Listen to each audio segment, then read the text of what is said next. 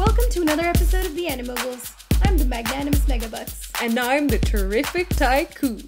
Today, we're going to be discussing something that everyone discusses privately in their homes, but nobody really talks about it in public. And when they do, they don't talk about it on video, like we do, even though you can't see us. But we're talking about it now, and what we want to figure out is the following question. Why the hell are all the Disney moms dead? Where did they go? See, I'm assuming they're all dead. You're assuming that some of them faked their deaths, were kidnapped, or ran away because of postpartum depression. I want to know the cause. Like, why? In Disneyland, are they living in a land that's hostile to mothers? Are the mothers unable to live past a certain age? Is it like the TV show Lost, where the babies couldn't survive to term? Similarly, the Disney mothers have the baby, but for some reason, they just can't stand to stick around long enough and they just disappear. I have some theories. Number 1. In the past, women often died in childbirth, so Disney decided to make the statistic 100% of women died in childbirth. And so that's what happened. That's probably the reason. But before we go into our theories, let's just really look at these mothers individually. How many of these mothers are dead? And if they're not dead, where are they and what are they up to? We're gonna go in reverse order this time. So we're gonna start with Frozen, Disney's most recent princess movie. In Frozen, the mother and the father are both gone. Boom! Many Disney princesses, and other characters, are lucky enough to have at least one parent around. Poor Anna and Elsa. Their parents were a reckless bunch of mofos. You know, they saw that the weather was really rough and choppy, the seas were stormy, but hey, they decided to go on that cruise anyway. Yeah, because they insisted on going to see Rapunzel and Flint's coronation. They just didn't want to miss that. So they went for their own selfish reasons. And they should have at least brought the kids with them if they insisted on going. At least this way the family would all be in this together. Either that, or all of them should have stayed behind. Live together, die alone, and that sort of thing. The interesting thing about this is that why didn't they take Anna and Elsa with them? And if they insisted on leaving their daughters behind, that means they must have hired somebody to take care of their kids. And yet we never see these caretakers who look after Anna and Elsa and their teens. Disney pretends like Anna and Elsa grew up in the palace by themselves, like it's just Elsa, Anna, and the furniture. When really, of course there were servants around to take care of them, they're royals. Yeah, I mean, do they really expect us to believe that the paintings raised Anna? Did the door raise Elsa? At least show one nanny or a motherly figure taking care of them while the parents are away. But they showed us nothing.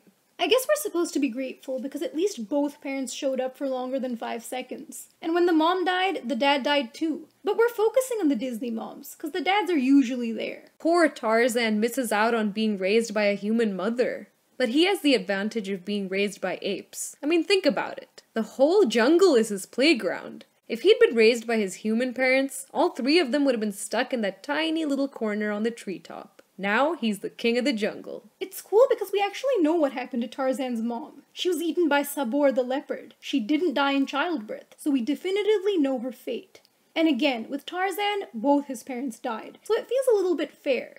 But Tarzan is a Disney movie from the 90s. The further back you go, the more mothers are dead. Snow White's mom was dead. Her biological mom, I mean. Was it ever mentioned that Snow White's mom wasn't the evil queen? I mean, what if the evil queen was her biological mom? Because the evil queen was very pale too, and I'm guessing she had dark hair under that giant tarp she wore on her head. Snow White doesn't really talk to her much, but when she does, she calls her queen. If it was her biological mom, I'm thinking Snow would call her mother. Well, then I would say that the evil queen was benevolent enough to raise Snow White, and that she should feel free to push her around as much as she feels like. It's very true, though. There was no reason to make the evil queen into this wicked stepmother. Biological mothers are mean to their kids all the time. No one wants to admit it. And the majority of mothers are good. But if you don't discipline your kids, they're gonna end up spoiled brats. Jasmine is a prime example, because her dad let her do whatever she wanted. I mean, her mom is not in the picture. We don't really know what happened to her. Jasmine never talks about her. And because the Sultan is the good cop in the family, Jasmine never had anybody to step in and play the disciplinarian.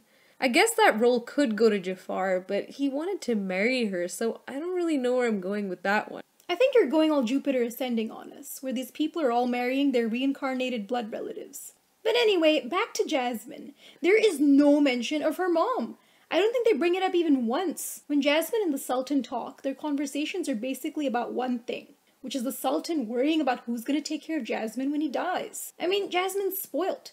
The Sultan figures she's gonna need looking after, someone to cater to all her demands and whims. I'd say Jasmine's true royalty, because she's used to getting her way. She complains about the restrictions of being wealthy and living the luxe life. She's commanding. Maybe if she'd even had her mom in her life, she'd still be spoiled. Because she's a princess, and being spoiled comes with the territory. With Cinderella, her father and her mother both die early on. Her dad is around a tiny bit longer than her mom is. At least we see a picture of him in the movie. They're sitting by a horse. Do you think the horse is her mother reincarnated? I think both Jasmine and Cinderella's moms died in childbirth. That's what the implication is, because neither of these mothers are even mentioned. It's like they died such a long time ago that everybody's moved on. And Cinderella is unfortunately stuck with a wicked stepmother, who she hates. Now Pocahontas, her mother's dead, but she's kind of there though, because the leaves, they're her mother's spirit. Powhatan's always saying stuff like, "Wow, Pocahontas, you look just like your mother." So we have some kind of idea that she existed. Pocahontas' grandma is around too, in the form of a tree. Now, this begs the question, what is Pocahontas gonna look like after she dies? What is she gonna come back as? Somebody came back as a leaf, another person came back as a tree. I'm gonna put my money on Pocahontas coming back as grass. It seems legit to me. I'm thinking a river bend. That's where she hung out for most of her life, when she was human. I'm guessing that's why the river's not steady at all. On that note, we're gonna conclude this episode, but we've got a whole lot left to say on Disney moms. So stay tuned for part 2. In the meantime, check out our last video, where we shine the spotlight on Disney dresses. Keep watching the Animoguls.